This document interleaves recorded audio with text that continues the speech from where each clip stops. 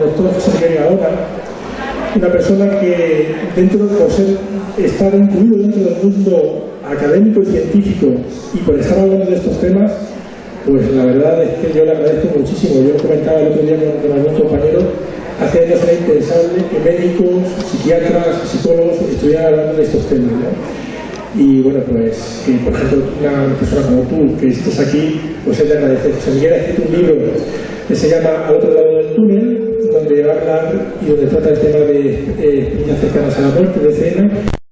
Pues no voy a perder más tiempo. Lo conocéis todos porque seguro que lo veis en cuanto video, en la televisión, es una persona muy conocida, y yo le quiero dar las gracias y recibirlo con un fuerte aplauso por estar aquí con nosotros esta noche.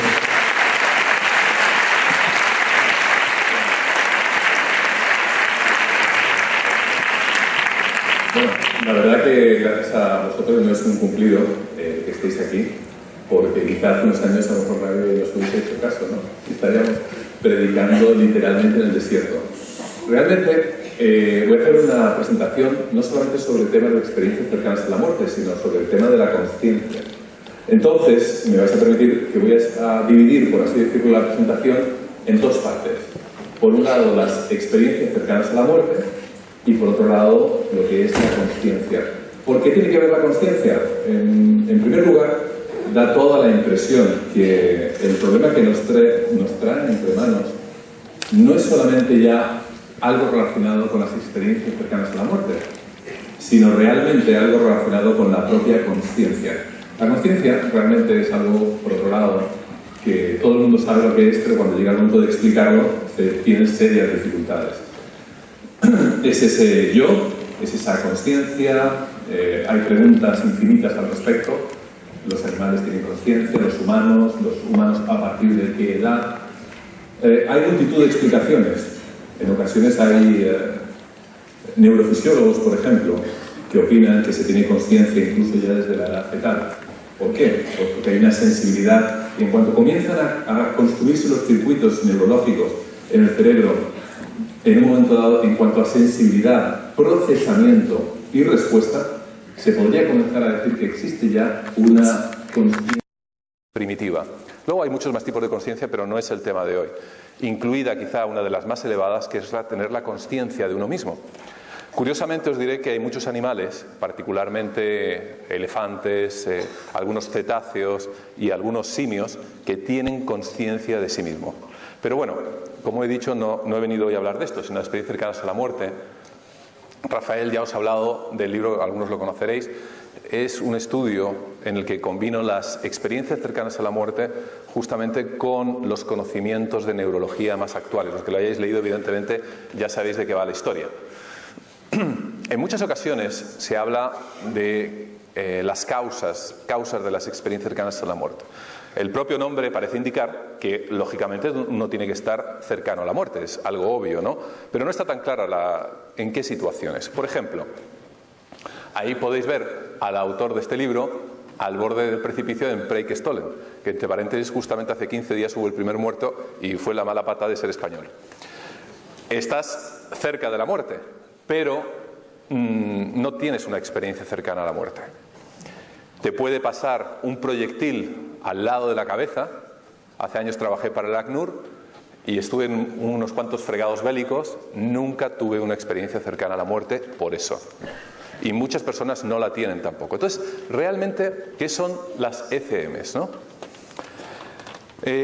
Clásicamente, suele ocurrir en personas que tienen consciencia habitualmente de que van a morir o se encuentran ante un grave riesgo. Lo que da pie a muchos psiquiatras a decir, bueno, es un problema a lo mejor de despersonalización, es un problema de desrealización o cualquier otro tipo de pirueta psicológica. Pero veremos que no está tan clara la cuestión. No solamente eso, sino que en muchas ocasiones, y sobre todo en personas que se encuentran en unidades de cuidados intensivos, por ejemplo, y particularmente de cardiología y otro tipo de cuestiones, también tienen experiencias cercanas a la muerte.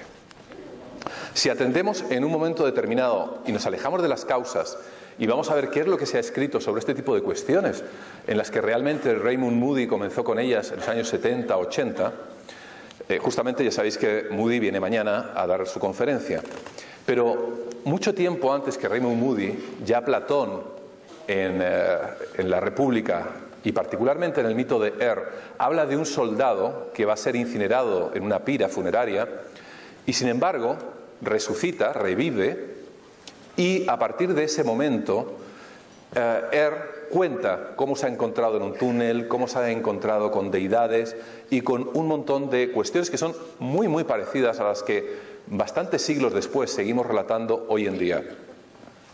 Tenemos un libro muy interesante, es el Ars Moriendi. En Europa hay muy poquitos, hay media docena, y uno de ellos tenemos la gran fortuna de tenerlo en el Escorial. Yo lo he tenido entre mis manos y bueno, relata todo tipo de cuestiones para la persona que está moribunda, para prepararla espiritualmente. Huelga decir que al ser un libro escrito en el siglo XV, tiene un componente religioso muy intenso, pero no por ello exento de espiritualidad. Tiene unas 80 páginas más o menos, no es especialmente amplio y la mitad prácticamente son dibujos, ¿no? Como este que podéis ver. Da consejos espirituales, da consejos prácticos también, dependiendo de qué enfermedad uno esté falleciendo, cómo distribuir las riquezas, que los niños estén solamente en ciertos momentos de la agonía, porque hay consejos para el moribundo y también para las familias, ¿no? Es de muy mal gusto, recomienda nunca llevar a los amantes al sitio para que no se encuentren con la familia cuando te estás muriendo, y ese tipo de cuestiones sumamente prácticas. Aparte de eso, tenemos, por ejemplo, ya en la edad más moderna, a finales del siglo XIX, a Sir William Barrett. Fue un físico de los más conocidos en Inglaterra y fue quizá el primero que comenzó a hablar de las visiones, el contacto con los fallecidos, los rastros lumínicos, y sugiere también cuestiones relacionadas con el efecto túnel. Por supuesto, tenemos multitud de personajes, Fonsi Nieto, por ejemplo, el piloto de motociclismo, pero vamos, hay un sinnúmero de personas y además muchas que saben que he escrito el libro sobre esta temática. El anterior fue sobre neurofisiología, endorfinas, pero este evidentemente tiene otro cariz, pues se acercan muchas veces en un ambiente un tanto intimista, discreto, y me cuentan, pues yo también tuve una experiencia hace X años, lo que pasa que no lo sabe nadie. Es muy frecuente que incluso dentro de la propia familia y la pareja desconozcan que su pareja, su madre o cualquier otra relación que tengan haya tenido una experiencia cercana a la muerte. Muchas personas tienen miedo a ser tomadas por locas o por desequilibradas. Y huelga decir también, por supuesto, Raymond, que estará mañana aquí y es el autor del prólogo del libro. Pero bueno, ¿cómo ocurre en un momento dado esta historia de una experiencia cercana a la muerte? Vamos a seguir una pequeña secuencia idealizada. También hay que dejar claro que no todo el mundo realiza el proceso completo, sino que algunas personas se paran en alguno de los estadios correspondientes. Imaginemos por un momento una persona que tiene un accidente, del tipo que sea. Se cae por unas escaleras, como en la fotografía, un accidente de moto o un accidente cardiovascular, por ejemplo. La cuestión es que en un momento determinado tiene un accidente o una situación que potencialmente es mortal, se apercibe de ello y comienzan una serie de cambios a nivel fisiológico. El primero de ellos, que suele relatar la mayor parte de las personas, es un zumbido. Un zumbido que algunas personas lo refieren como de una frecuencia muy baja, en torno a las más bajas, unos 20 hercios aproximadamente, que es el umbral auditivo menor. Es parecido al de los tambores, esos zumbidos penetrantes que cuando estamos en la parte de fuera, por ejemplo, de una discoteca, atraviesan la pared y vienen hacia nosotros, mientras que los agudos no son capaces de atravesar la pared por su longitud de onda, por su amplitud, perdón. Algunas personas que lo han sufrido me han comentado que se parece mucho, también en algunas otras ocasiones, al sonido del silencio. Ese sonido que algunos de vosotros quizá en alguna ocasión habéis experimentado. Es muy difícil, lógicamente, de tenerlo en un entorno urbano o en una casa ruidosa.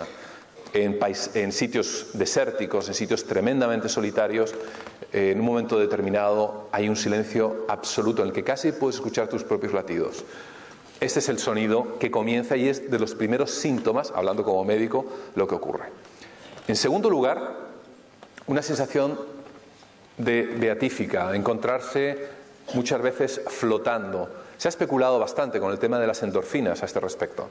Es decir, justamente todos los opiáceos y las endorfinas, que son unas hormonas endógenas que produce nuestro propio cerebro, Por ejemplo, cuando existe un accidente, cuando el propio Napoleón, el médico de Napoleón, muchas veces cuenta en su diario que durante alguna de las guerras, y particularmente en la guerra rusa, ante el asalto de Moscú, que como todos sabéis fue fallido, algunos soldados perdían miembros por los proyectiles, etcétera, y decían: no se preocupe, doctor, ampute, que esto no duele nada. Y se hacían los valientes. Justamente el médico siempre les contestaba: bueno, esperaros que ya veréis dentro de un rato. ¿Dentro de un rato por qué? Porque las endorfinas producen una curva que luego evidentemente va disminuyendo. Os diré como curiosidad que también se generan bastante bien con el ejercicio físico de tipo aeróbico, es decir, subiendo las pulsaciones un 20%. Caminar rápido, por ejemplo. Y aparte es un excelente antidepresivo. La persona se encuentra, en definitiva, flotando, literalmente flotando, pero de manera inmediata comienza otro fenómeno muy curioso. Comienza a notar como que se va elevando, pero lo más sorprendente de todo no es solamente que se eleve, sino que en ocasiones puede llegar a ver su propio cuerpo abajo en la cama o el sitio donde esté. Y no solamente eso, sino que también tiene la capacidad de atravesar objetos, escuchar conversaciones, tiene una alteración de la temporalidad bastante importante, el desplazamiento es prácticamente instantáneo, y otro tipo de cuestiones también como las emociones, sentidos alterados, y una cuestión interesante: aquellas personas que sufren algún tipo de minusvalía, durante esa experiencia, esta minusvalía se encuentra totalmente ausente. Este tipo de experiencias hay de tres tipos prácticamente: las autoscópicas, en que uno se observa el propio cuerpo, muchas veces incluso con sorpresa, es decir, es una visión literal, prácticamente es un 30%. Las trascendentales, la persona no solamente se ve a sí mismo, sino que nota que además se encuentra en algún otro tipo de reino espiritual, por llamarlo de alguna manera. Es decir, ya no es una cuestión meramente visual, sino que siente subjetivamente que está también en algún otro sitio. Y luego las combinadas, que es prácticamente un 20%.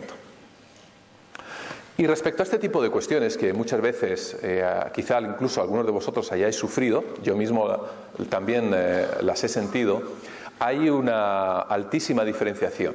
Por un lado están las experiencias extracorpóreas, out of body experiences. Luego están las sensaciones de estar fuera del cuerpo, las sensaciones autoscópicas. Quizá algunos también habéis sufrido parálisis de sueño, por ejemplo. En ocasiones va combinada con la experiencia extracorpórea. Las alucinaciones hipnagógicas e hipnopómpicas, que suceden justamente al irse a dormir y justamente al despertar. En ocasiones hay intromisiones de fases REM. Esto es muy interesante porque la persona te cuenta: pero si estaba con los ojos abiertos, yo lo estaba viendo. Sí, claro. Eso se parece, por ejemplo, a cuando se ponen añadidos digitales a una película. Es decir, tú estás con los ojos abiertos, estamos viendo nuestro entorno perfectamente y siendo aparentemente conscientes de lo que sucede alrededor, y sin embargo, uno de los núcleos cerebrales se entromete con una fase REM. En la fase REM, que es justamente la de ensoñación, en la que es una de las más creativas y de descanso profundo, pues no se interfiere esa vigilia. Por tanto, somos capaces de ver cosas con los ojos abiertos. Tiene que ver todo este tipo de cuestión con la sensación de miembros fantasmas, que como sabéis, a su vez está relacionado con las amputaciones, seguir sintiendo, ¿no?, ese miembro, esa pierna, etcétera, etcétera. También, por ejemplo, Larsson es un compañero al que conozco personalmente en el Instituto Karolinska en Estocolmo. Se dedica a producir experiencias extracorpóreas de una manera artificial. ¿Cómo lo hace? Pues con una cámara, mejor dicho, son dos cámaras, aunque no se aprecie bien, estereoscópicas, unidas a unas gafas estereoscópicas. Es decir, esta persona que está aquí se ve a sí misma por detrás. Lo que hace Larsson es, con un rotulador que tiene en la mano y con otro que tiene en el pecho del individuo, hace como que toca hacia la cámara, pero a la vez el individuo le está tocando de verdad en el pecho. Es decir, está viendo que se acerca un rotulador y a la vez se acompaña de la sensación. Bien, a posteriori ya no hace falta tocarle. Simplemente con acercar el rotulador hacia las cámaras y que la persona note que se le está acercando, tienes la sensación de que te están tocando. De alguna manera el cerebro lo que ha hecho es desplazar su esquema corporal a la parte trasera y le acompaña todo el tipo de sensaciones neurológicas. Con esto no quiero ser poco romántico en relación a experiencias extracorpóreas, porque ahora veremos que hay más cuestiones de las que hablar. No es todo ni blanco ni tampoco negro. Finalmente, la persona empieza a atravesar un túnel.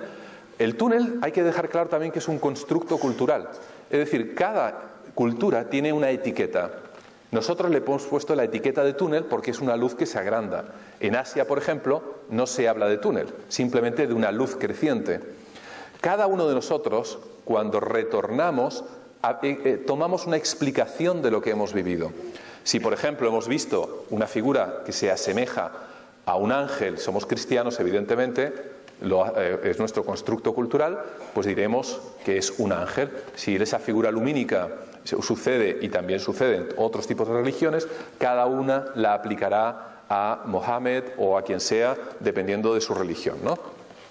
El túnel muchas veces está acompañado de, en algunos casos que he tenido, de manos que ayudan a la persona a seguir progresando hacia esa luz, ¿no? En ocasiones también, dentro de esa luz, hay personas, a veces conocidas, a veces no conocidas, que te están acompañando. Incluso, no voy a decir que te están hablando, porque la mayor parte de las veces la sensación es telepática. Uno está notando que le dicen cosas y uno puede contestar también, pero no hay una verbalización de los mismos. Todo es a nivel, podríamos, por semejanza, telepático. Finalmente, los que llegan al final tienen una figura luminosa que en un momento determinado pues inunda su ser. Y bueno, la verdad que a partir de ahí, a partir de la figura luminosa, comienza, muchas veces acompañado o no, como a Eben Alexander, el neurocirujano, a correr el tiempo, a ver toda la vida en una película muchas veces, o justamente antes o justamente después.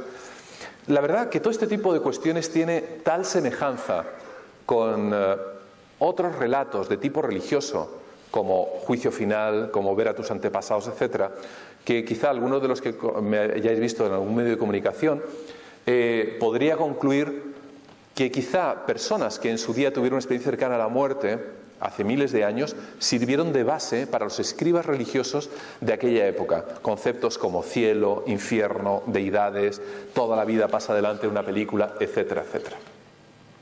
No solamente eso. Eso es uno de los grandes problemas, porque cada etapa de la experiencia cercana a la muerte es digna de hacer una tesis doctoral o de tener a toda una universidad implicada en su estudio. Por ejemplo, en esta de pasar toda la vida adelante, hay un estudio muy interesante realizado en el Golden Gate en San Francisco. El Golden Gate, por razones obvias, conocemos la distancia que hay entre la parte superior y el agua, y por ende el tiempo que tardas en caer. El estudio está referido a suicidas que sobrevivieron, obviamente, para poder contarlo, acerca de esta película que pasa por delante. ¿Qué es lo que en un momento determinado ven las personas? ¿O qué es lo que les sucede? ¿O cuáles son sus características? La memoria es panorámica hasta el punto que algunos individuos llegan a ver toda su vida en prácticamente esos 5 segundos, 4 segundos que tardan en caer. Se mueve a gran velocidad. En ocasiones es en bloques o fotogramas, sin esfuerzo consciente. Si nosotros quisiésemos recordar ahora mismo qué hicimos el verano pasado, tendríamos que tirar de archivos. Sería un esfuerzo consciente en nuestra memoria a largo plazo. Por el contrario, esto ocurre de una manera aparentemente totalmente natural.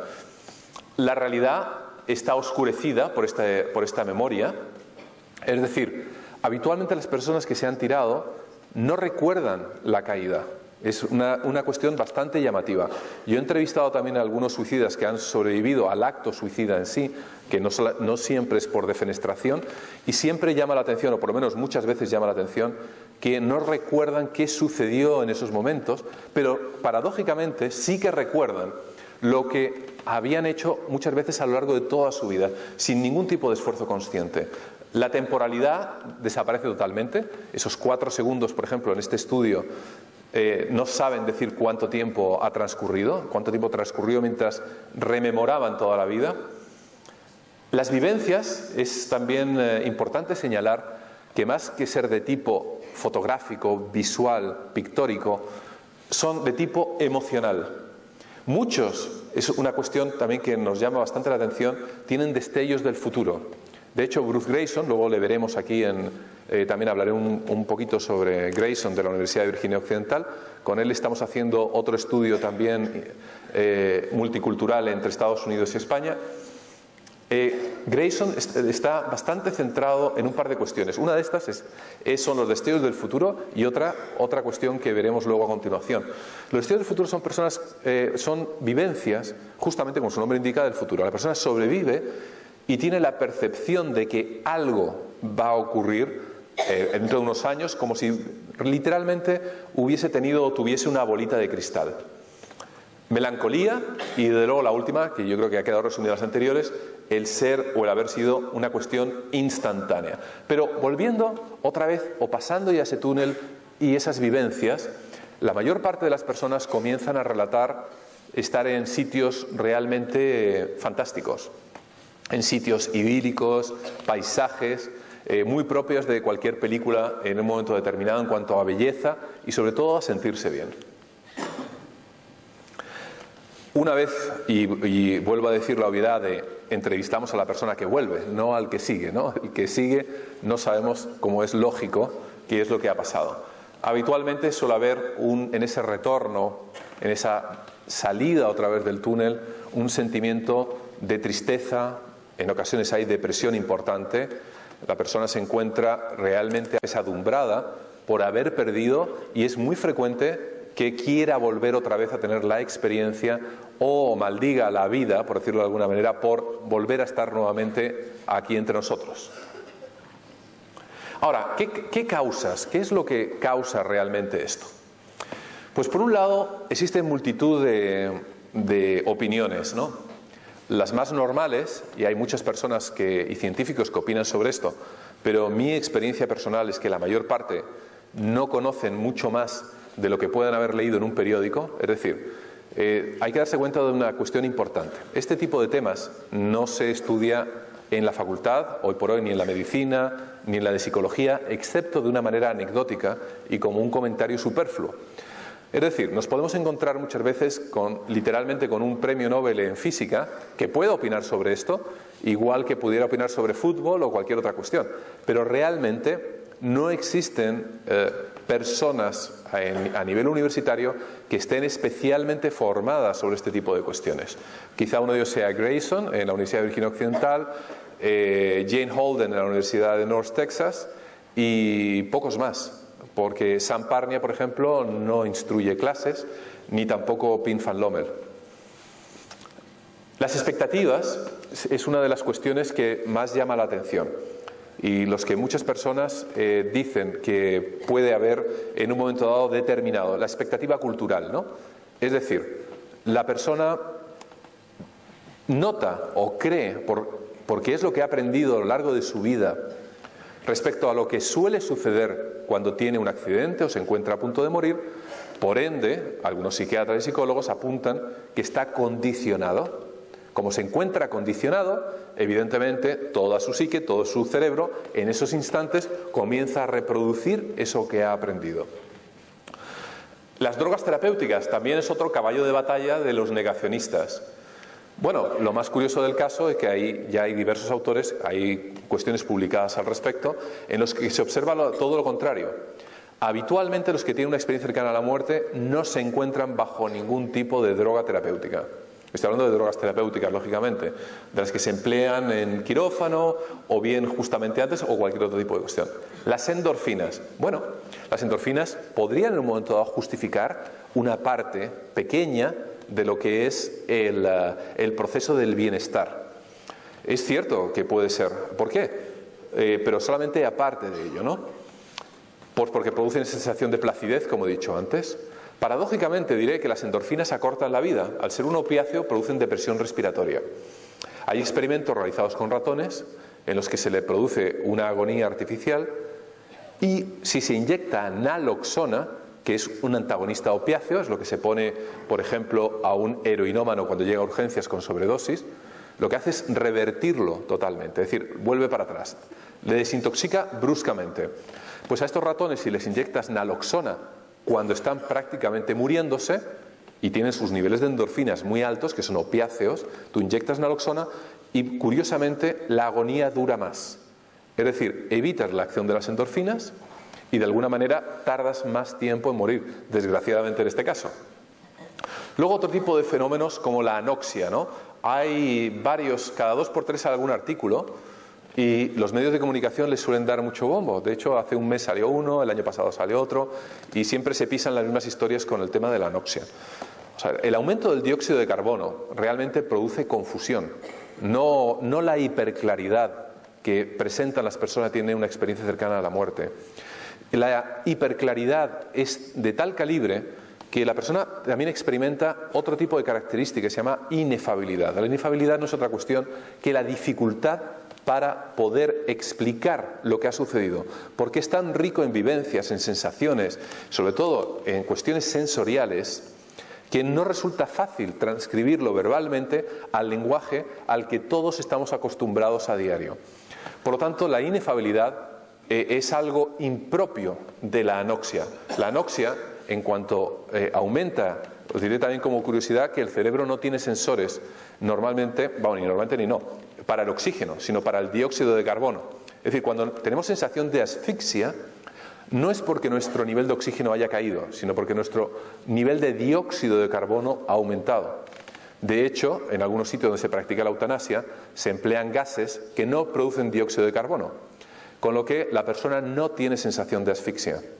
No voy a dar tampoco más detalles para no animar a nadie, pero con ese dato yo creo que ya entendéis por qué, ¿no? La cuestión es que en los que han hecho estudios acerca del aumento de dióxido de carbono, olvidan ese dato tan importante. La persona no está confusa, como cuando está intoxicada por dióxido de carbono. Al revés, tiene una hiperclaridad. ¿Es verdad que puede producir un efecto túnel? Sí, vale, bien. También puedes ver las estrellas y te pegan un puñetazo, y no quiere decir que estés haciendo un viaje sideral. Es decir, el explicar tan solo una parte olvidando otra zona de síntomas es realmente, desde el punto de vista científico, cuanto menos criticable. Luego está fenómenos de despersonalización. Pues sí, podría ser. La despersonalización, como su nombre indica, lo podéis adivinar, consiste de alguna manera en perder ese lazo íntimo que todos tenemos con nuestro propio yo y de alguna manera vernos desplazados, ¿no? Los que hayáis visto a lo mejor alguna de mis intervenciones o artículos sobre, por ejemplo, el famoso tema del casco de Dios y todo esto, en el fondo lo que hace las corrientes magnéticas es provocar una excitación de un lóbulo, en este caso del lóbulo derecho, cortar bruscamente la excitación del lóbulo derecho con unas corrientes asincrónicas, rotatorias en contra de las agujas del reloj, y de repente cuando tienes muy estimulado el lóbulo derecho, corta bruscamente y estimula bruscamente a su vez el lóbulo izquierdo. Eso provoca una intrusión del lóbulo izquierdo en el lóbulo derecho en cuanto a campos magnéticos se refiere, y tenemos la sensación en muchas ocasiones o de desdoblamiento, sensación de presencias divinas, etcétera, etcétera. De hecho, algunos autores han llamado al lóbulo derecho la antena de Dios, que justamente tiene que ver con este lóbulo temporal que acabo de mencionar. Ahora, la gran cuestión es, bien, ¿todo es neurológico entonces? ¿O por el contrario, todo es espiritual? O la tercera opción, ¿no es esta una estructura quizá que lo que hace es servir de intermediaria entre unas cuestiones y otras? Esa quizá es la gran pregunta a la que nos tenemos que enfrentar en estas décadas. Y por supuesto la última. Claro, la otra posibilidad es que obviamente exista vida después de la muerte. Quizá no como la conocemos actualmente, pero sí algún tipo de vida o vivencia. Si seguimos para adelante en este pequeño periplo, veremos que la intención de objetivar este tipo de cuestiones por parte de la ciencia no ha sido única.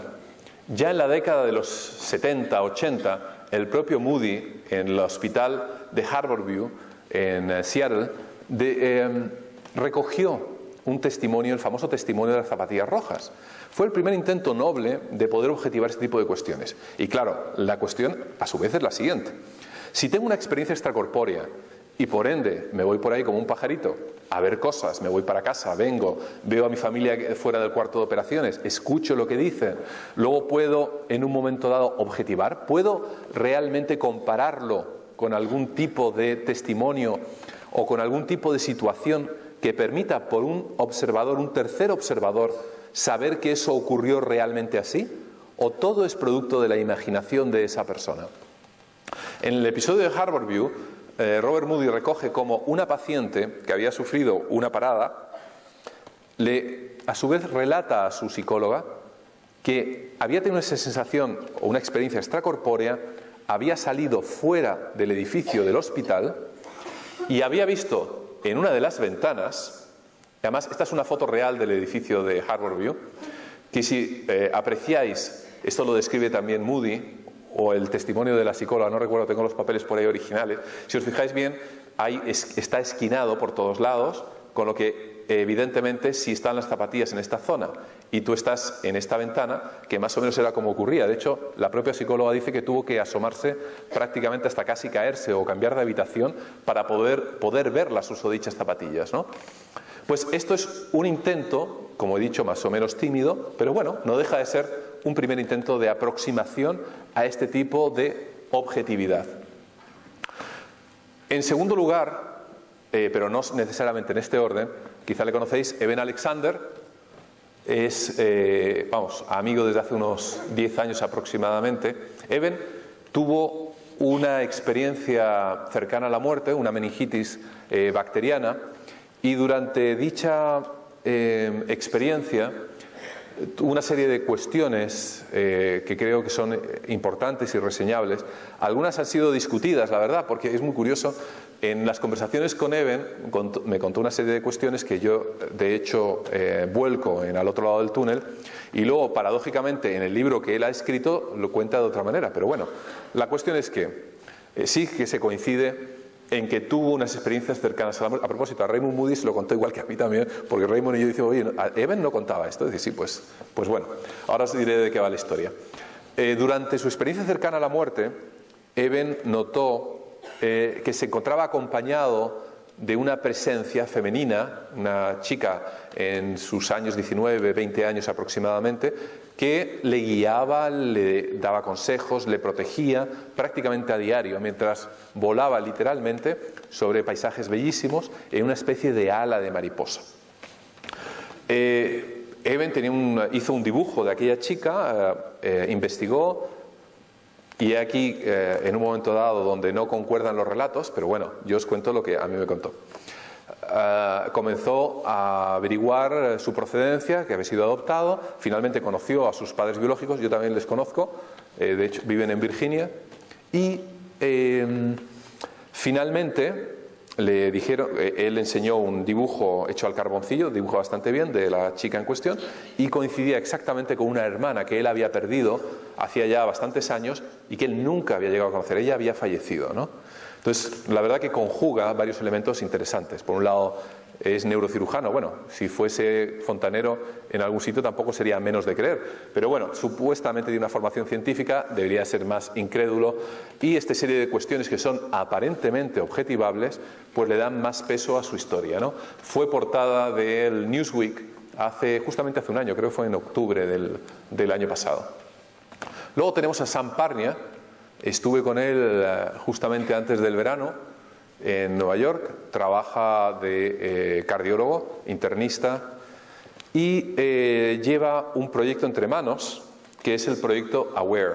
El proyecto AWARE, ya Bruce Greyson intentó en su día hacerlo, consiste en poner pantallas en el techo de las habitaciones donde se resucita a las personas con una serie de figuras aleatorias controladas por un ordenador. Es decir, las personas que se encuentran abajo, si acaso las tuviésemos en el techo, recordar que las pantallas obviamente no están mirando para abajo, sino hacia arriba. De manera que cualquier persona que vaya caminando o se encuentre en la misma habitación no es capaz de visualizar el contenido. A su vez son aleatorias, con lo cual nadie sabe qué se está proyectando en ese instante. Y todo ello va con un sistema de vídeo que va registrando la hora, el minuto y el instante, conjuntamente con la hora, el minuto y el instante en las pantallas de arriba. De manera que, si alguien sufre una parada cardiorrespiratoria y tiene una experiencia cercana a la muerte, podríamos saber más o menos si supuestamente ha visto tal o cual figura, con qué momento coincidió. Se encontraba en parada cardíaca, se encontraba justamente siendo resucitado o no había fallecido todavía en cuanto a su parada cardíaca. Sería una interesante manera de objetivar. Pero claro, el estudio, desde mi punto de vista, Grayson de Virginia Occidental lo intentó también hace ya unos años y desistió de ello. ¿Pero por qué desistió de ello? Porque las cuestiones no son 2 más 2, 4 en este tipo de historias. Por ejemplo, seguramente vosotros que habéis entrado hace un rato aquí no podréis decir quizá la matrícula ni de un solo vehículo de los que habéis visto antes de entrar, y seguro que la habéis visto. O cómo, si llevaba gafas o no la última persona con la que os habéis cruzado por la calle, o etcétera, etcétera, etcétera. Es decir, nuestra consciencia no está registrando datos siempre como si fuera una especie de disco duro o una película. Cuando tenemos además estados alterados de consciencia, hay cuestiones que nos llaman mucho más la atención que otras. Entonces la gran pregunta es, y esto fue justamente lo que le pasó a Grayson. Grayson lo hizo en el hospital en Virginia. Hizo lo mismo, unas pantallas en la parte superior, pero claro, más de algún paciente le comentaba, pero vamos a ver, doctor Grayson, ¿usted se cree que con lo bien que yo me encontraba, fuera de mi cuerpo, yendo de habitación a habitación, me voy a fijar en una pantalla en el techo de la habitación? Pues lógico, pues la verdad que tampoco era muy coherente. Es decir, aunque esté realizado con muy buena voluntad el experimento, podría ser altamente criticable, ¿no?, desde este punto de vista. En cuarto lugar, quizá es una de las mayores autoridades a nivel mundial, Bruce Grayson, junto con Jane Holden de Texas. Grayson, la verdad, es psiquiatra. Su antecesor, Ian Smith, comenzó con las experiencias cercanas a la muerte y derivó hacia las reencarnaciones. De hecho, se fue a la India a estudiar el tema y, bueno, murió allí prácticamente años después. Grayson tomó el testigo y retomó a su vez las experiencias cercanas a la muerte. Grayson es un excelente científico, un recopilador, un estudioso, y el segundo estudio que me refería antes, que había quedado pendiente de comentar, es justamente en relación a personas que han tenido una experiencia cercana a la muerte y que luego son capaces de perturbar electromagnéticamente aparatos o otro tipo de cuestiones de esa índole en derredor. Ese es el último estudio que está haciendo Grayson. Os diré como curiosidad también que Ian Smith, cuando falleció, dejó una serie de papeles que supuestamente eran importantes en la facultad, y también dijo que a través de un sueño iba a intentar, fue científico hasta el último momento de su vida, iba a intentar dar la clave, la combinación de la caja, a alguno de sus ayudantes. Grayson me confesó que la caja sigue cerrada, para bien o para mal. Y luego hay otro tipo de cuestiones, yo creo que me estoy acercando quizá al final, que son las que me están actualmente más bien preocupando y son las que realmente están, desde mi punto de vista, deberían de polarizar a todas aquellas personas que en su día nos hemos dedicado a las experiencias cercanas a la muerte.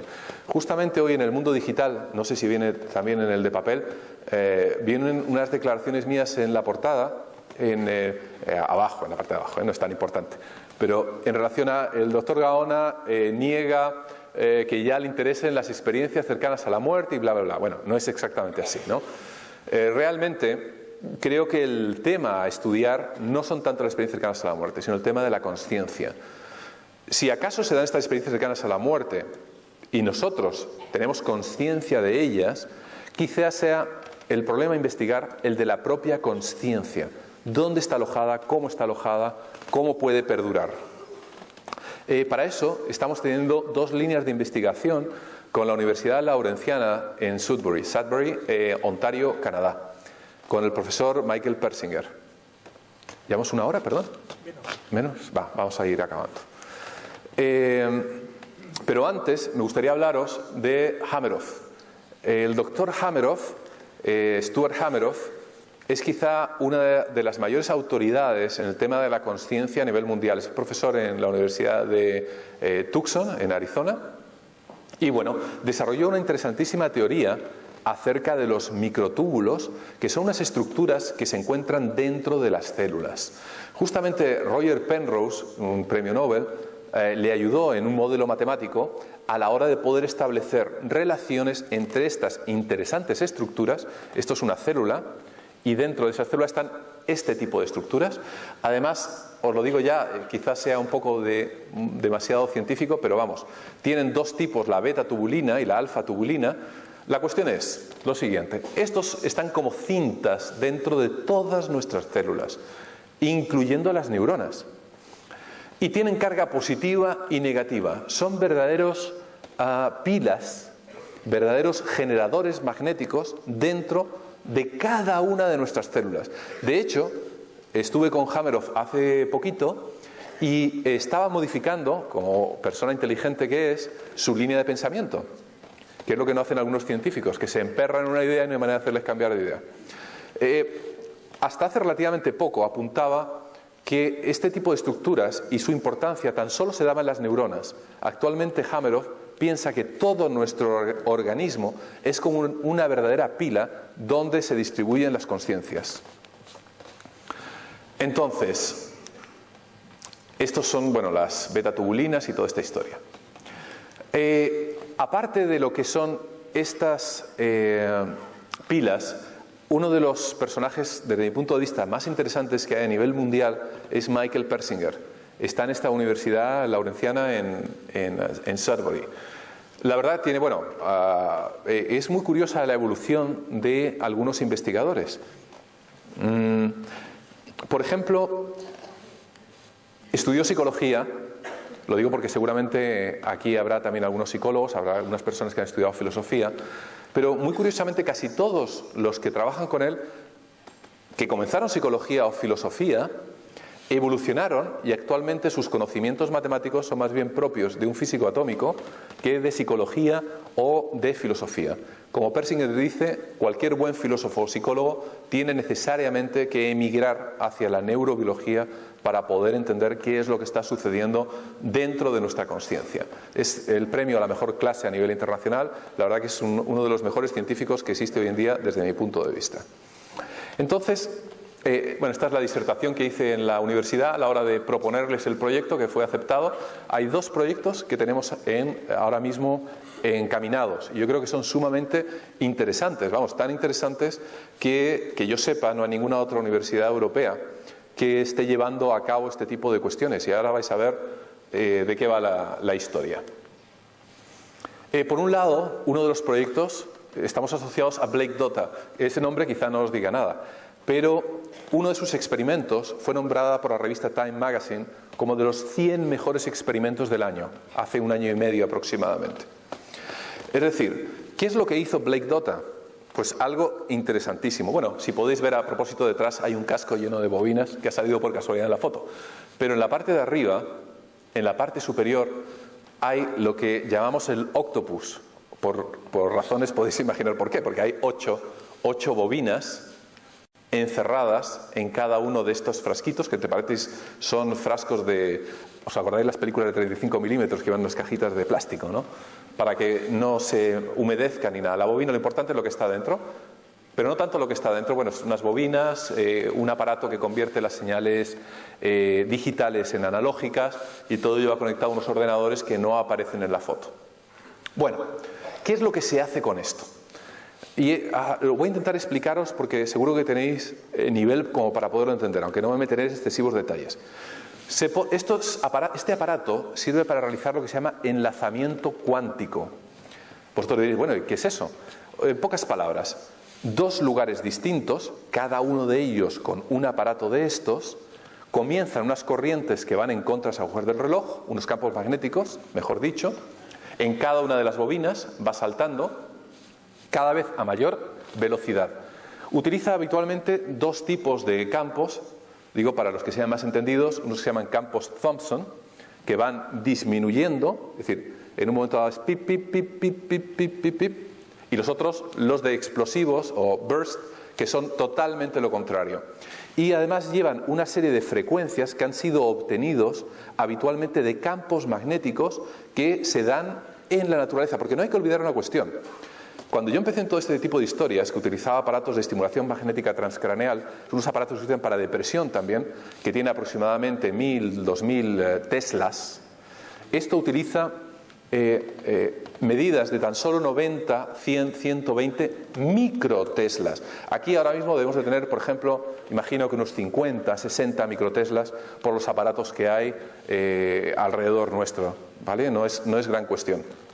Os diré como curiosidad que en algunos autobuses en Madrid he podido comprobar que hay campos magnéticos hasta 2000 teslas en las partes traseras porque están mal aislados los motores. Y la Comunidad Económica Europea solamente autoriza hasta 60. Pero bueno, eso es para otra conferencia de los campos magnéticos que nos acechan. La cuestión es, se ponen dos aparatos como estos, con todo el aparataje que hay detrás. Se puede poner a 30 metros o a 300 kilómetros. La distancia no importa, porque lo que hace el lanzamiento cuántico es convertir dos lugares en un solo espacio. Bien, ¿qué es lo que se hace después de enlazar? Se pueden enlazar tres cuestiones que son las que hemos probado hasta el día de hoy. Una, reacciones químicas. Dos, cultivos celulares. Y tres, cerebros. Vosotros diréis, bueno, ¿y qué tiene que ver todo esto con la experiencia cercana a la muerte y con la consciencia? Mucho más que ver de lo que os podéis imaginar y ahora entenderéis por qué. Tomemos el primer ejemplo. Enlazamos productos químicos. Habitualmente son reacciones de peróxido de hidrógeno con hipoclorito sódico, que es lejía. Cuando mezclas ambas sustancias, produce luz. Entonces, imaginaros por un momento lo que hacemos.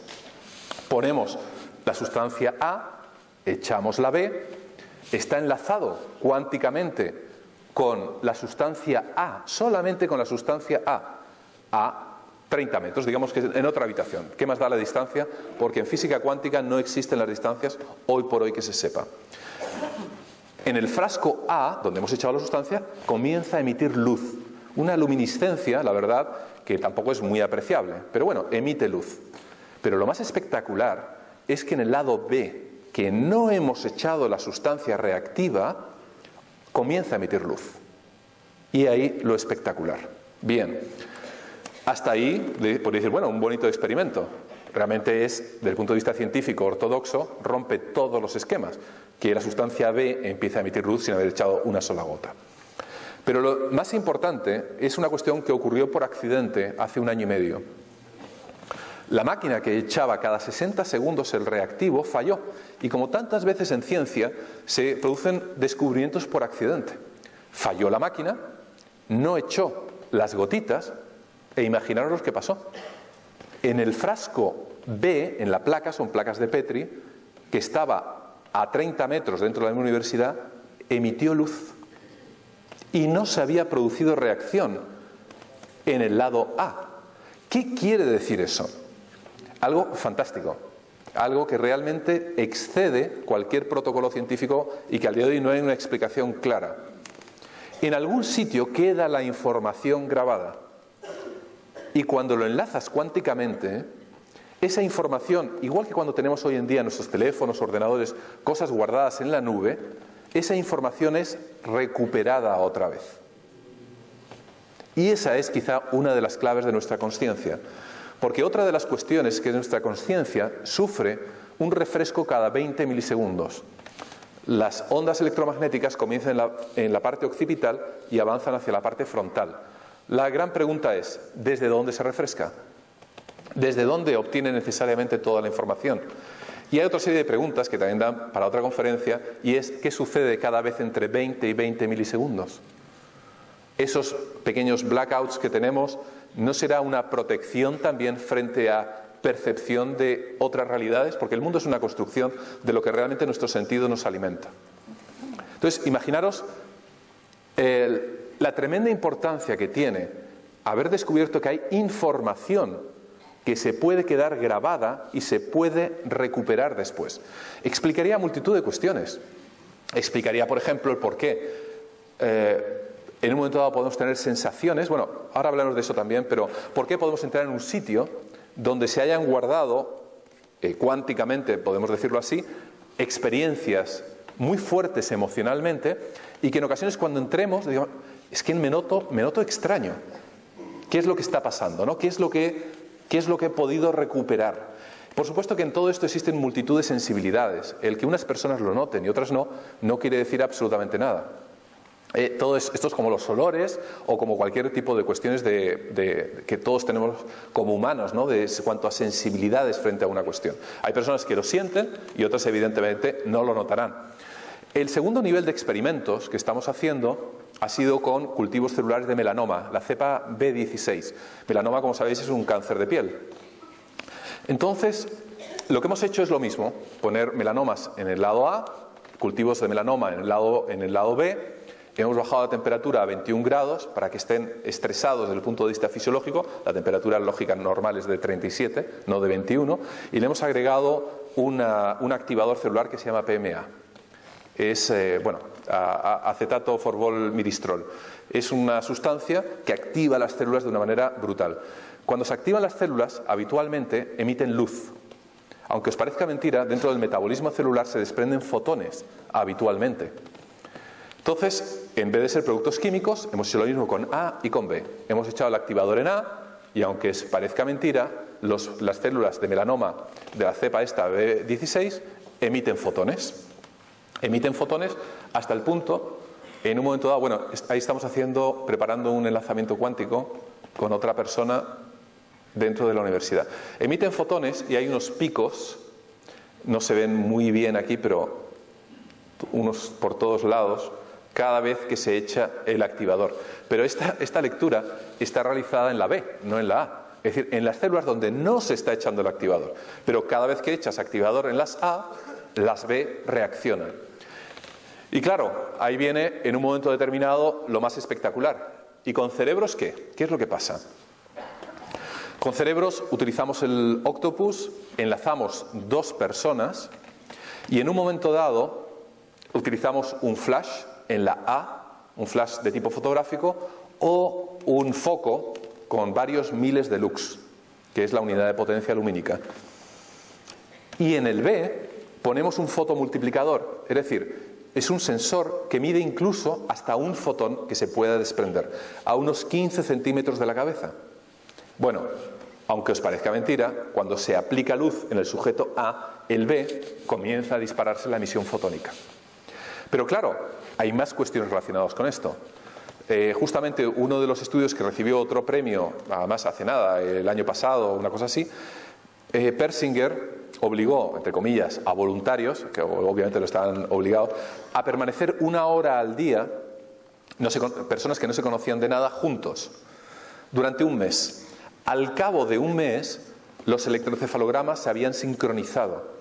Esto quizá lo sepan muchas personas en relación a las chicas que viven juntas, tienen la regla al mismo tiempo, etcétera. Es decir, hay una sincronización. Todo esto explicaría multitud de cuestiones. Os diré como curiosidad que Hans Berger, por ejemplo, que quizá a muchos no os diga nada, pero fue el inventor del electroencefalógrafo, Hans Berger se metió en el tema este a principios del siglo XX, finales del XIX, porque su hermano, que se encontraba en el frente prusiano, de repente Hans Berger tuvo la sensación de que le había sucedido algo. Telegrafió a su hermano con esta sensación de que a tal día le había pasado tal cuestión y el hermano contestó diciendo: sí, justamente ese día me hirieron gravemente. ¿Cómo lo sabes? Berger comenzó sus investigaciones con el electroencefalógrafo porque estaba convencido de que había una serie de fuerzas que de alguna manera nos condicionaban y también establecían vínculos. Esas madres con sus hijos que en un momento dado notan que les ha pasado algo, las personas cuando tenemos vínculos afectivos potentes. Se ha establecido también, por ejemplo, que nuestros campos magnéticos pueden llegar a 10, 15 y hasta 20 centímetros alrededor, pero hay más cuestiones todavía aparte de esto. Tenemos a otro de los investigadores con el que establecemos otra línea de investigación, que a pesar de lo tatuado es uno de los tíos más listos, y no digo por el tatuaje, digo que no tiene la pinta del típico científico loco. Bueno, quizá un poco, siempre le tomo el pelo por el tema de los tatuajes, porque además está tatuado pero hasta los tobillos. Joy Caswell es un experto en números aleatorios, y que tiene que ver los números aleatorios con la consciencia. Lo que estamos haciendo actualmente es poner a puntos una serie de aparatos, uno de ellos el Celeron, tenemos uno de hecho en Madrid. Este aparato con este aspecto inofensivo lo que hace es generar números al azar. Está aislado en una verdadera caja de Faraday y tiene una electrónica tremendamente sofisticada. El que tenemos en Madrid particularmente lo fabrica la Universidad de Princeton y está calibrado justamente con los mismos parámetros de estudios que la Universidad de Laurentian en Canadá. Bueno, total, lo que hace es generar números y números y números y números. Bueno, ¿y qué más da, no? Generar azar es una de las cosas más complicadas que existen, aunque os parezca mentira, porque el azar como tal no existe. Existe lo que no podemos explicar, ¿no? Pero el azar, evidentemente, si supiésemos todas las reglas físicas, sabríamos dónde cae la bolita en la ruleta si tomásemos en consideración absolutamente todos los factores.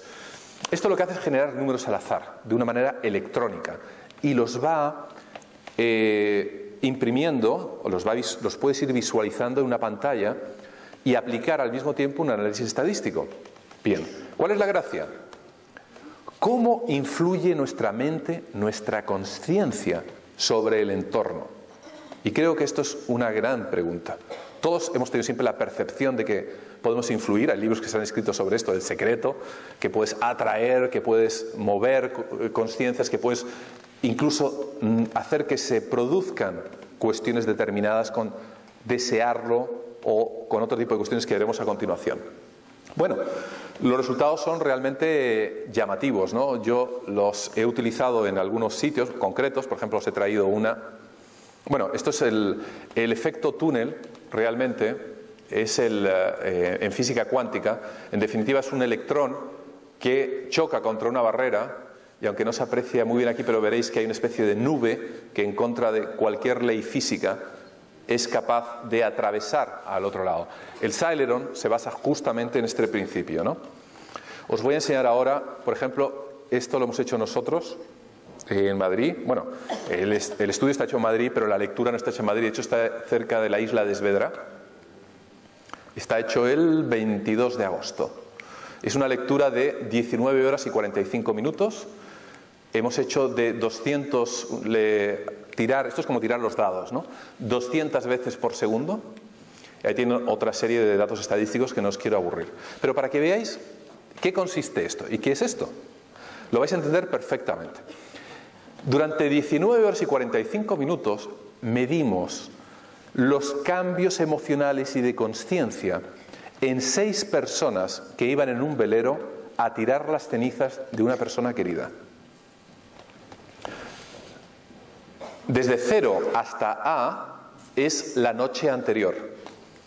En un momento dado, conversaciones banales, lo que se puede en un momento dado tener en cualquier día de verano, ¿no?, a bordo de una embarcación. En B comienza una conversación nocturna, casi a medianoche, sobre lo que se va a hacer al día siguiente. Evidentemente el ánimo de la tripulación cambia y empieza poco a poco, si os fijáis bien, a caer. El sueño dura prácticamente hasta C, que son las 8 de la mañana. Luego hay un periodo de aproximadamente 45 minutos en los que se acerca el velero hasta el sitio de Esvedra navegando. Y fijaros una cuestión muy importante. Esta es la media. Es decir, en principio, los puntos tendrían que ir prácticamente haciendo un diente de sierra por arriba y por abajo. Y si os fijáis también, hay una campana que se llama campana de Gauss, que va por ahí, que no sé si lo veréis, lo de las filas de arriba, pero va exactamente ahí, y otra por la parte inferior. Cuando sales de ahí, quiere decir que es estadísticamente significativo. Es decir, que, cuidado, ahí no hay azar. Fijar lo que sucede en el instante de verter las cenizas al mar.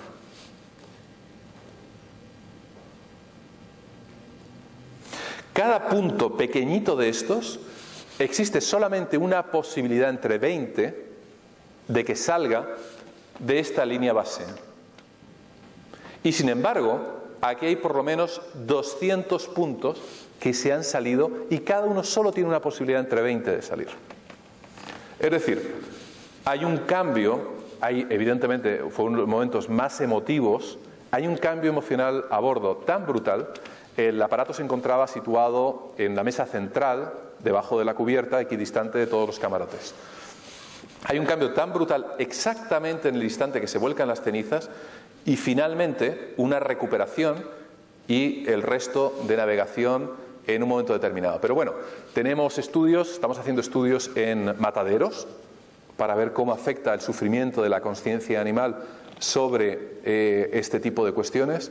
Estamos haciendo estudios también, que tampoco vamos a divulgarlos por ahora, pero donde existen emociones religiosas profundas. Incluso estamos instalando uno en un prostíbulo muy conocido de Madrid para ver qué es lo que pasa con los orgasmos. Es verdad, no es ninguna broma. Pero es una emoción, ¿no? Pues a ver qué pasa. Así que ya contaremos dentro de unos meses cómo fue la historia, ¿no?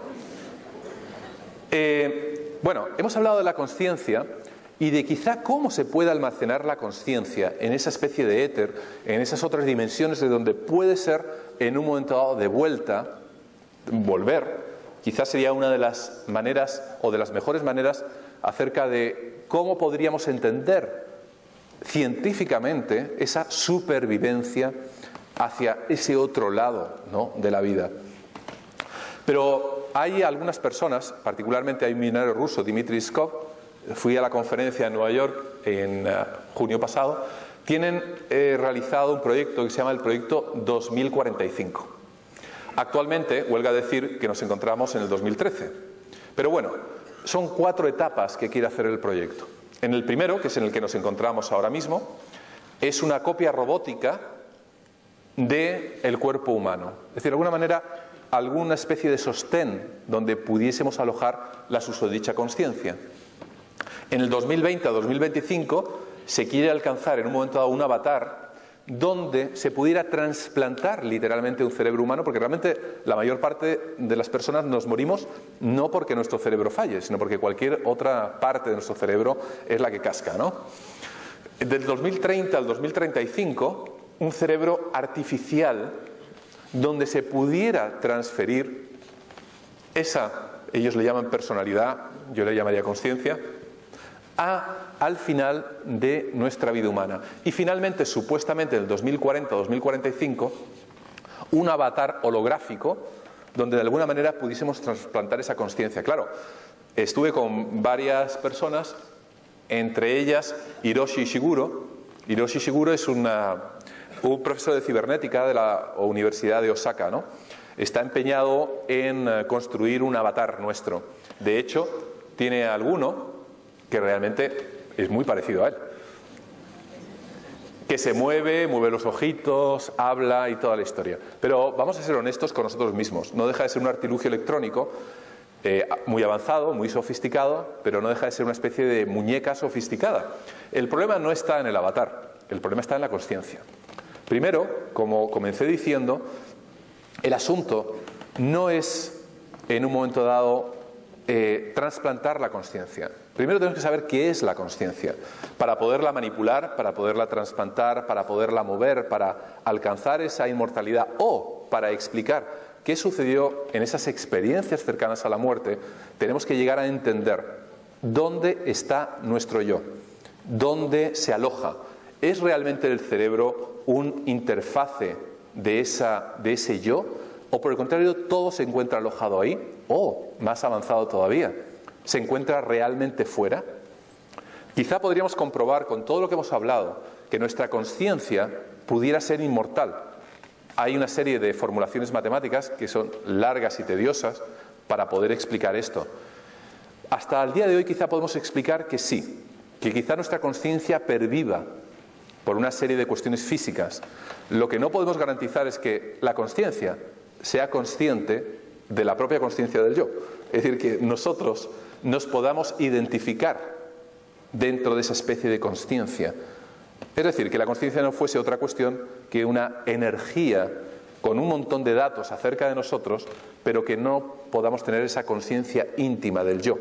La del yo famosa que en psicología se hace, por ejemplo, con la prueba del espejo, ¿no?, de reconocerse en sí mismo, ¿no? Y yo creo que con esto y con un bizcocho hemos acabado. Si seguro tenéis algunas dudas o cosas, estaría encantado de, dentro de lo que cabe, poderos contestar.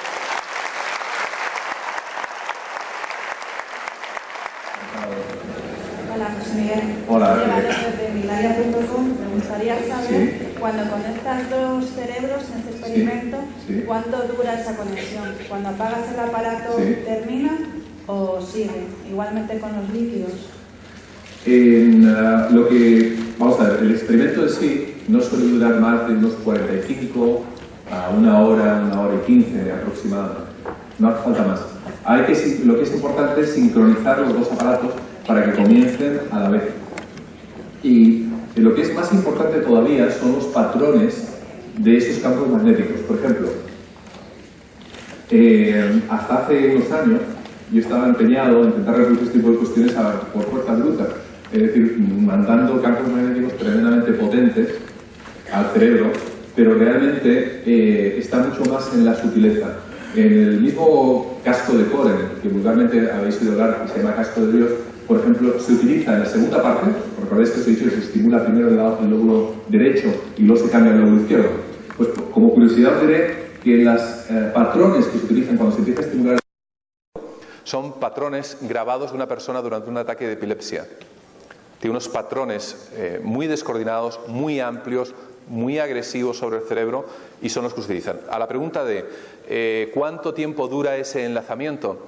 No se ha hecho todavía segundas partes del estudio, pero he mencionado antes un experimento que quizá contesta parcialmente, y es que personas que en un momento han tenido eso, lo que nosotros llamamos el bonding, ¿no? Pero ya me refiero al emocional, es muy probable que muy probable no, está demostrado que tienen características electromagnéticas similares. Es decir, cuando hay feeling con alguien, cuando en un momento dado se te ocurren cosas al mismo tiempo, etcétera, esto rompería algunas de las cuestiones que hemos aprendido en psicología, sino que habría una base neurofisiológica también, por debajo de ello. Habría una sintonía, una verdadera sintonía, pero eléctrica, entre ambos cerebros, de manera que pudiésemos percibir cosas similares. ¿Tenéis alguna otra...? Sí, buenos días. Hola, buenos días. ¿Dónde? ¿Perdón? Aquí. Ahí, vale, es que tengo las luces, perdonad. Sí, soy Ana María. Encantado. Sí. Quería preguntarte si, por ejemplo, en los casos en los que has estudiado de las ECM, las experiencias que han tenido los sujetos normalmente son con los 5 sentidos, algunos de ellos. Tienen sensaciones con alguno de los 5 sentidos. ¿Cómo puede ser esto posible si se supone que durante la ECM no hay conexión con la consciencia? Lógico. Sí, claro, es una gran pregunta. No solamente los 5 sentidos no deberían de estar funcionando como tal, sino tampoco todos los sistemas de apoyo de los 5 sentidos, porque lógicamente tanto el ojo como todos los demás sentidos funcionan con un corazón que bombea sangre y supuestamente está parado, con una sangre que a su vez tiene que estar oxigenada pero no lo está porque los pulmones también están parados, etcétera, etcétera. Realmente es uno de los grandes misterios, excepto que acudiésemos a explicaciones de esta otra índole, que la consciencia como tal no sufre este tipo de cuestiones en relación a estos momentos tan límites desde el punto de vista fisiológico. Es decir, que de alguna manera cuando falla nuestro soporte, nos falla el avatar, nuestra conciencia sigue de alguna manera funcionando de una manera u otra, de manera paralela. Hoy por hoy es la única explicación. ¿Sí? Bueno, buenos días. Sí. Me llamo José. Aquí arriba.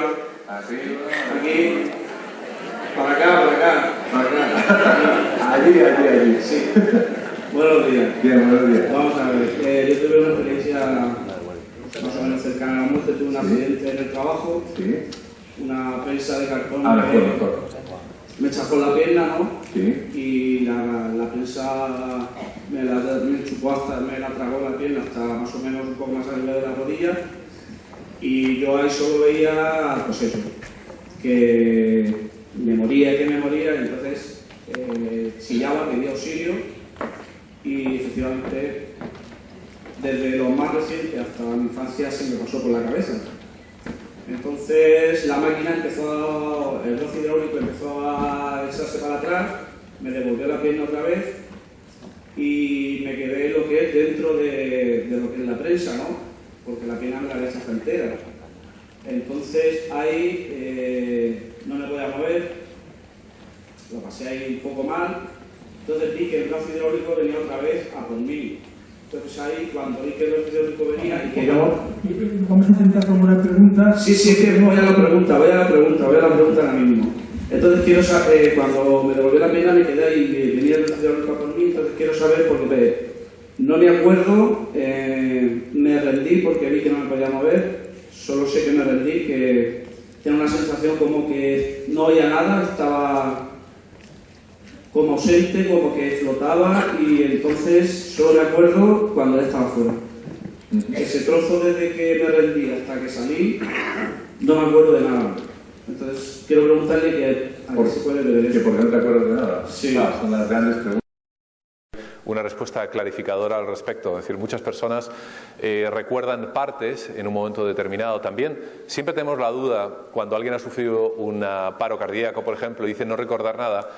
Siempre nos queda la duda de decir, realmente es que no le sucedió, pero no lo recuerda o no le sucedió. Es que estaba como ausente. Sí, lógico. Tan tranquilo que no... Estaba ya resignado a morir y entonces... Fue cuando me noté ya... Hay ya no me acuerdo de nada. Hay algo que algunos psicólogos llaman la zona gris, y es justamente en la que ocurre cuando uno nota que va a morir, y eso desgraciadamente se puede ver en de esos vídeos que van muchas veces por internet de personas que van a ser ejecutadas y no se oponen absolutamente nada y se encuentran realmente desde el punto de vista psicológico prácticamente ya ausentes de su cuerpo, ¿no? Y no obedecen todas las instrucciones que les dan a pesar de que les conducen a la muerte y apenas sufren ningún tipo de oposición. Sí, hay unas zonas, la verdad que es una cuestión que para todos los que estén haciendo trabajos de fin de carrera, doctorados, etcétera, pues resulta sumamente interesante. Y otra cuestión también de mucho interés. Hemos mencionado esa especie de idealización de lo que es una experiencia cercana a la muerte, pero no todas ellas pueden tener quizá el mismo origen. Aunque las contemos una tras de otra como si fuesen eslabones de una misma cadena, algunas pueden tener una explicación totalmente fisiológica y otras quizá entren dentro del terreno cuántico, por ejemplo. Pero queda mucho trabajo por hacer. Hola, José Miguel. Hola, buenas. Pues primero darte las gracias porque has podido venir aquí a contarnos encantado. y compartir lo que sabes. Y mi pregunta sería que nos des una definición tuya propia de conciencia. Muy buena. Claro, pues en pocas palabras, como he dicho antes, que es muy fácil decirlo y difícil explicarlo. Yo diría que simplemente la sensación de ser yo, cada uno de nosotros. Esa sensación de ser yo con todo lo que lleva acumulado. Quizás sea la definición, y además quizás es a la que todos optamos porque sucediese después de nuestra muerte, ¿no? No simplemente quedarnos con una especie de información colgados ahí, una especie también de holograma, cosa que a propósito, a los que os gusten las teorías de la reencarnación y todo eso, viene al dedillo, ¿no? Porque es justamente la ida, el retorno, las vueltas de esas memorias, ¿no? Que pueden quedar ahí impregnadas. Pero resumiendo, el yo, la sensación de ser yo como tal y poderme reconocer a mí mismo en el espejo. ¿Qué otra pregunta? ¿Tenéis alguna más? Sí. ¿Sí? ¿Dónde está? Diga. Sí, José Manuel. Sí. José Miguel, sí. Dime. Primero, felicitarte por tu conferencia. Muchas gracias. Hacer una puntualización. Sí. Yo soy físico. Sí. Y Roger Penrose no es premio Nobel. Es ¿No llegó a ser premio Nobel? Stephen Hawking, pero no es premio Nobel. Pues pero ha estado candidato, ¿no? Ha sido candidato al premio Nobel varias veces. No se lo han llegado a dar. Bueno. Y luego, bueno, ya se lo darán. Desde el punto de vista científico, sí. Te he visto un poco escéptico respecto de la línea de trabajo de Sam Parney. Pero la cuestión es que si no se demuestra... Que solo acerca del método, no de la intención. Pero la cuestión es que si no se objetiva o si no se demuestra de alguna manera que la esterilización de la conciencia durante la ECM es real, que es objetiva, en una ECM autoscópica me refiero, la mayoría de la comunidad científica seguirá pensando que eso son meramente anécdotas. Bien. Lo que pasa con todos estos campos. Entonces, si algo como lo de Parnia no se lleva a un buen camino, nadie lo va a creer dentro de la comunidad científica. La gran mayoría de la comunidad científica seguirá permaneciendo escéptica. Lógico. Pero claro, desde el punto de vista psicológico es razonable porque es una pantalla pequeña y tal. Pero bueno, uno puede decir, bueno, pues utilizar una pantalla más grande, más medio, de alguna manera que cuando el sujeto sale del cuerpo pues sea tan evidente que lo tenga que ver, de alguna manera. Pero es la única forma, es decir, la ruta científica es siempre por experimentación. Entonces, hablando en particular de CM, aunque has contado muchas cosas, pero bueno, este congreso se refiere a CM, si eso no se consigue, la mayoría de la comunidad científica, desde mi punto de vista, sigue siendo escéptico. Es una cuestión fundamental. Entonces, bueno, a mí, por eso la línea de Samparnia, la de Blue Grayson, que inició en su momento, me parece un camino, quizás, el camino más científico, digamos. Sí, lo que pasa es que no es menos cierto que obedece a una ciencia mecanicista, quizá propia del siglo XIX muchas veces, de acción y reacción y 2 más 2 son 4, cuando realmente en física cuántica nos movemos en otro tipo de parámetros y otro tipo de pensamiento, ¿no? Sí, pero la física cuántica es otra cuestión. Es decir, pero es el cuántico o no es cuántico, no lo sabemos. Bien. La línea científica es primero el experimento, después la teoría. Sí. Si hay teoría, pero no hay experimento, ¿me entiendes? Sí, por eso. Sí, te entiendo perfectamente. El asunto es que mientras también los experimentadores no modifiquen su manera de pensar frente a lo que intentan buscar y encontrar, van a seguir en un momento dado alienados con una ciencia que quizás está quedando caduca. Sí, pero hay un hecho básico, lo fundamental es ¿la conciencia se exterioriza o no? Si no se exterioriza y no se demuestra que se exterioriza, entonces eso ocurre en el cerebro. Bien. Desde el punto de vista científico. Efectivamente, por eso que, por ejemplo, estamos haciendo los experimentos de enlazamiento cuántico de 2 cerebros para poder probar que de alguna manera hay algunas cuestiones hoy por hoy que no se miden con lo que hasta ahora ha sido la ciencia ortodoxa. Y por el contrario, sí que es posible que haya cuestiones relacionadas con la consciencia que no necesariamente consistan simplemente en mirar unas pantallas invertidas. Bueno, esa línea va en la línea de Stuart Hameroff, de Penrose y todo exacto. Esto. Pero bueno, de alguna manera el experimento es el objetivo final, de demostrar que eso... Sí, claro, efectivamente. Es el medio al que se logre llegar a esta cuestión. Quizá el ver las pantallas no sea la manera de hacerlo, es lo único que propongo. Sí, si las ven, oye, encantado. Sí, pero se puede pensar ¿qué se podría hacer? De hecho, cuando hablé con Samparnia hace 3 meses más o menos, que siempre lleva sus investigaciones, que eso me parece a veces un poco anticientífico, con cierto halo de misterio, y nunca acaba de publicar los datos en cuestión, a pesar de que siempre promete que sea después de un verano. Ya llevamos 2 veranos prácticamente esperando los datos, ¿verdad? Exacto, ¿no? Él es siempre muy optimista con lo que supuestamente va a ofrecer. Veremos a ver. Ojalá, yo he encantado que la gente, que todos veamos los techos de las habitaciones desde arriba cuando nos morimos. Vale, muchas gracias. Nada, vosotros. Muy buenas.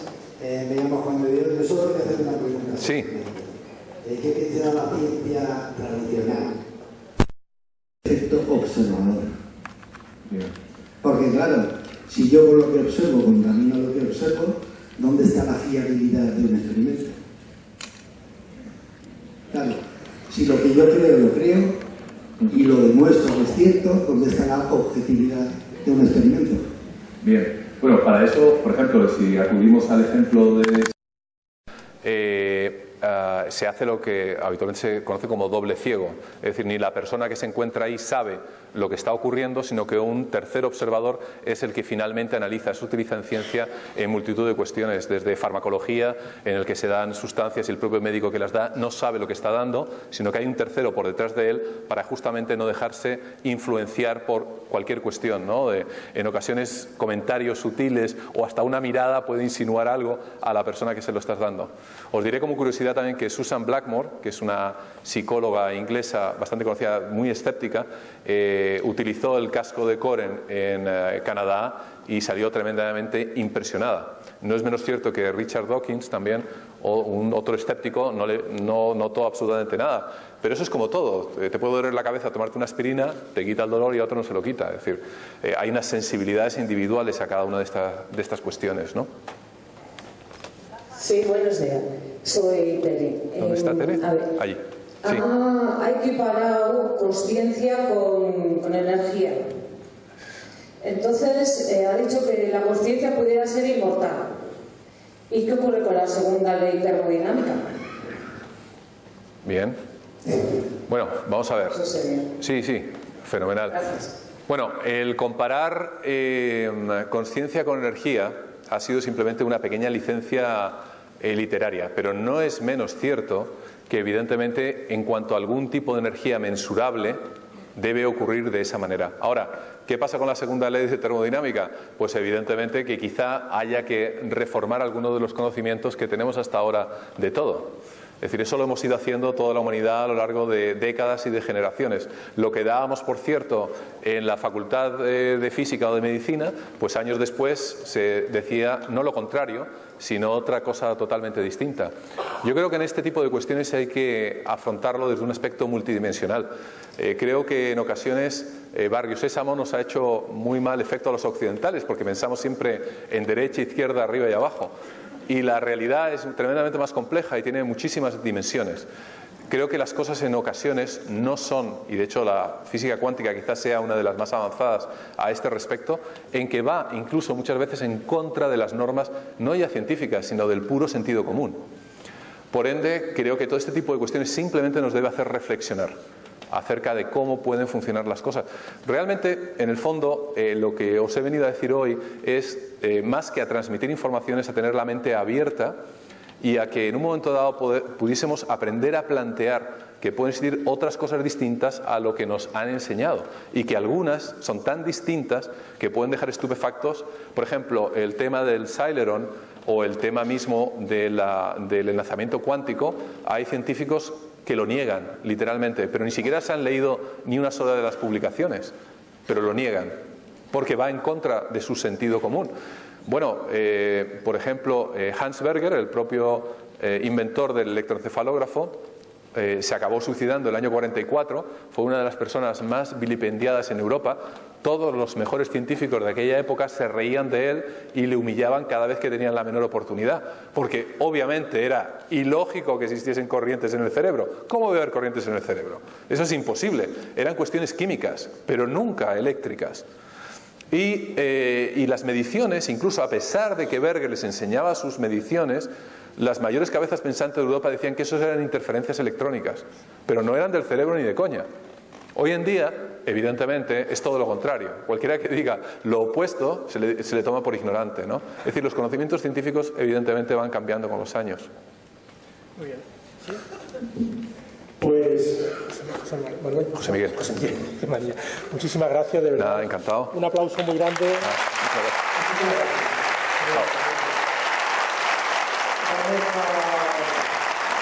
Muchas gracias.